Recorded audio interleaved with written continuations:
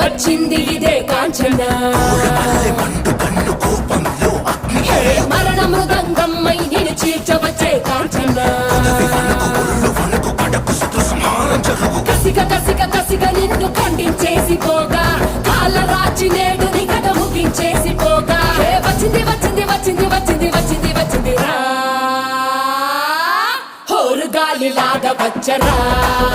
నిన్ను నరికిపో